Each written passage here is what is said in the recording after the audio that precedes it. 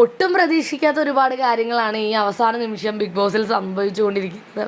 Jasmine രണ്ട് കൈയും കൊണ്ട് ജിൻഡോയുടെ സങ്കടം മുഴുവൻ തുടച്ച് തീർക്കുകയാണ്, കണ്ണീര് മുഴുവൻ ഒപ്പുകയാണ്. ഒരിക്കലും നമ്മൾ വിചാരിക്കില്ല ജാസ്മിനും ജിൻഡോയും ഇങ്ങനൊരു അവസ്ഥയിലെത്തുമെന്ന്. കാരണം കീരിയും പാമ്പും എന്നൊരു പേര് കൊടുക്കണമെങ്കിൽ അത് ഇവർക്ക് തന്നെ ആയിരിക്കുള്ളൂ. അത്രയും ഇടിയും ഇടിവെട്ടും ബഹളവും ഒക്കെ ആയിരുന്നല്ലോ. ഇപ്പോൾ ഇത് അവസാനം ഒരു വീഡിയോ ഒക്കെ പ്ലേ ചെയ്ത് കാണിച്ച് ഇമോഷണലി ഭയങ്കര വീക്കായിരിക്കുമ്പോൾ ജിൻഡോ നന്നായി കരയുന്നുണ്ട്. ആ സമയത്താണ് ജാസ്മിൻ ചെന്ന് കെട്ടിപ്പിടിക്കുന്നതും ഇരു കൈകളും കൊണ്ട് മുഖവും കണ്ണും എല്ലാം തുടച്ച് വൃത്തിയാക്കി ജിൻഡോ കാക്ക ആ ജിൻഡോ കാക്ക വിളി അറിയാലോ, വൈറലായി മാറിയൊരു വിളിയാണത്.